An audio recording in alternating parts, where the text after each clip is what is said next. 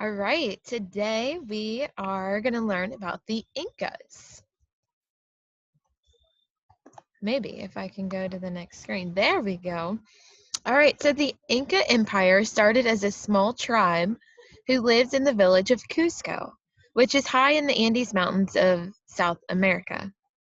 So one day, another tribe tried to conquer them. Thanks to the Pachacuti, which is the king's son, the Incas won. That was the beginning of the Inca Empire. Over the next 100 years, the Inca conquered tribe after tribe until their empire stretched nearly the entire length of western South America. It was one of the largest empires in the world. At its height, it was over 2,500 miles long and about 500 miles wide, tucked high in the Andes Mountains. All right, so the Incan government, they had a Sapa Inca, which was the ruler and the head of government. So the Sapa Inca had all control. He made all the laws, was all powerful, and he always put all of their family members in positions of power to help him rule. So he was able to basically do whatever he wanted with no repercussions. Commoners, on the other hand, they had no power, no say in the government or how anything was run. They just basically had to do what they were told. The Incans were known for their harsh punishment, and there was pretty much no crime because of how harsh it was. So, for instance, if you were caught stealing, your feet and hands would be cut off. If you lived through that punishment, then you received a new job. Everyone in the Inca tribe had their own job. Your job would be to sit by the gate to the city or in the plaza and tell people about your crime. This greatly discouraged others from following your example. So just think, maybe you stole something to help your family, stole some bread or something, and your hands and feet are cut off. So now you have this job of sitting at the front of the city and telling everybody what you did. That would be terrible. Just like the other tribes that we've talked about, they also worshiped many gods and goddesses. They believed, since remember they lived in the Andes Mountains, they believed that every mountain peak was home to a god. So first of all, that's a lot of gods and goddesses, but they believed that they were living essentially among the gods. They had all the statues in their homes that had spirits in them to watch out for them. They had many like different prayer rituals, and they prayed to their gods every single day.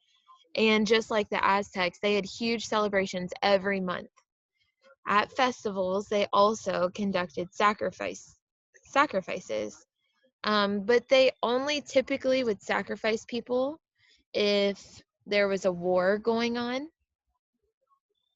The Incas also believed in omens and signs and the power of dreams. So they thought that almost like the dreams were their gods speaking to them, or different signs that the gods were trying to tell them something or warn them of something.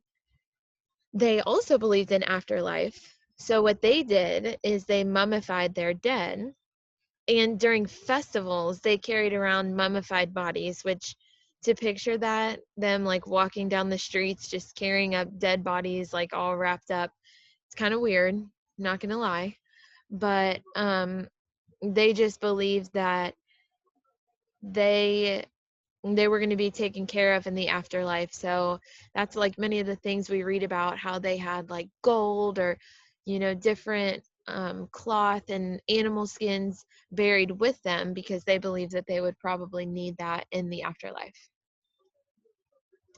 So one of their biggest festivals is the Festival of the Sun, and this sounds pretty cool. So every June they would have this festival, and they believe that the sun was the one like in charge of it.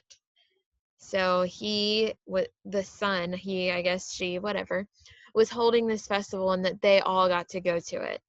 And this was a time where they also believed, just like the Aztecs, that they had to keep the sun happy, because the Sapa Inca was host, so he was just kind of like the MC, like the DJ running everything, but that the sun actually was in charge of it.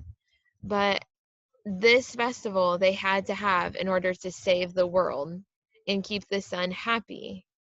So this festival lasted 9 days. Like I said, picture like this huge party for 9 days just to keep the sun happy so that they could, they wouldn't be punished, or the world wouldn't end, or they wouldn't, have a drought.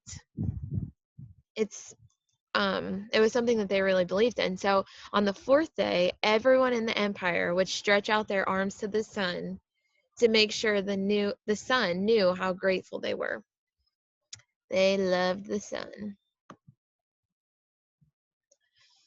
The Incas' social structures, for them, the army was like a big deal. It was a huge honor.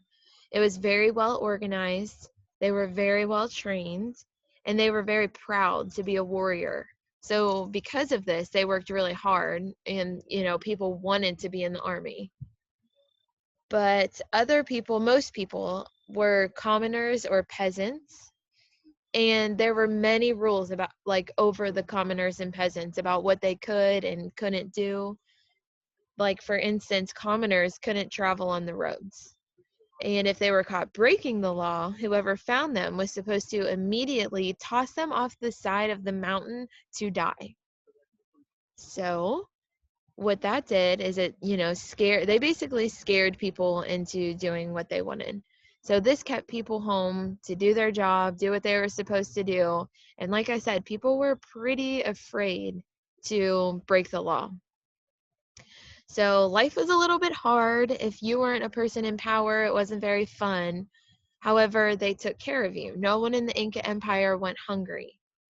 So the royals, they lived their life of luxury, and obviously they lived very different from the commoners, but the commoners at least had food, were very well taken care of, and they all had jobs to do. Technology, they actually made their own paved roads and bridges over gorges. Like I said, remember that they're in the mountains, so paved roads and bridges were a pretty big deal. They designed their cities to blend in with the landscape around them, and they made it built to last. The cities were very safe, so they couldn't, like the Aztecs, how they would move around and they would just kind of overtake neighboring tribes. Well, they live in the city, down all like where everybody is. The Incas, however, they live up in the mountains. So it was kind of hard. It was like it was harder for people to get to them. They would have to travel, climb the mountain, etc., in order to get there to take them over. So they were actually pretty safe up there. So they didn't have walls around their cities, but they did have a fortress built beside it, and people could go to the fortress for protection. But basically, the fortress was built for the military. They stayed there. If other people were trying to come in and take over, then the military's right there on the outskirts, and they could hopefully stop the intruders from coming in. Agricultural practices. So the Inca, randomly enough, were the first to grow potatoes. They had a lot of different crops. Their big three were corn, potatoes, and quinoa. If you've ever heard of quinoa, it's a seed and it's used to make flours and soups. Quinoa is pretty good if you've ever had it. But they grew way more food than they would ever need. So they came up with different ways to store it, such as like drying it out, keeping it in special separate buildings. And like we said, they live high in the Andes, so it was pretty cold. So it was easy to dry food and to keep it safe to eat. The Incas also invented terrace farming, So because they lived in the mountains, the flatlands were rare. So if you can imagine how hard it would be to grow crops or farm in the mountains. So basically, what they did is they created flat land.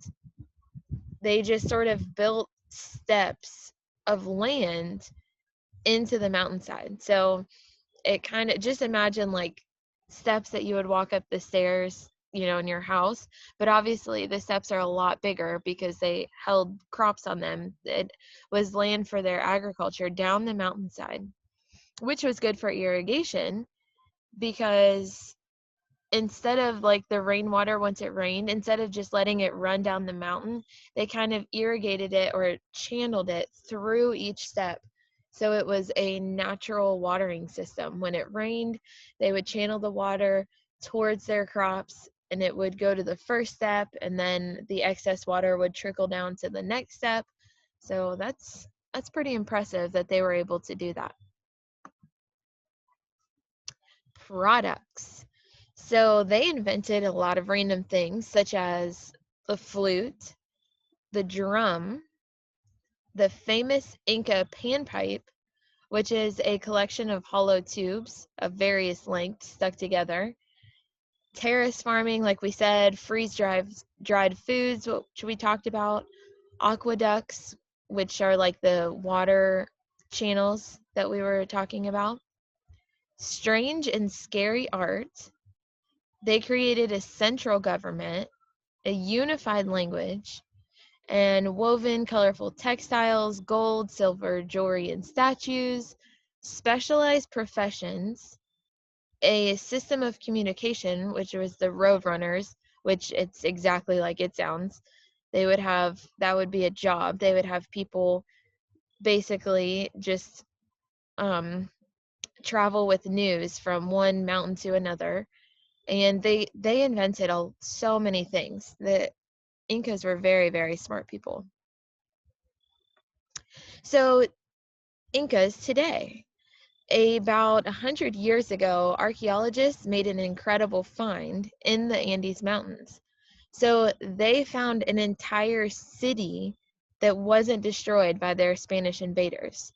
So this is Machu Picchu, which is now a huge tourist attraction in Peru today. We talked about, they built their cities to last. They had intense architecture. They built it so that they were staying there for a while. And just think, 100 years ago, they found a whole city that was not destroyed. That's pretty cool. So there were the archaeologists, they found that some ruins of temples, palaces, fortresses, pottery, statues, all different kinds of artifacts that they used. So for this assignment, you guys are going to make your own punishments. I made a Google form, so you guys will go on there, but you have to think like the Incas. So like we said, if you're stealing, they chop off your hands and feet. So you have to come up with a punishment that the Incas would have maybe used or given. So don't just say like, oh, they would be shot. Well, okay, no, there's no guns. But if they didn't go to the Festival of the Sun, that's their biggest honor. They had to keep the sun happy. If somebody just refused to go, what do you think would happen?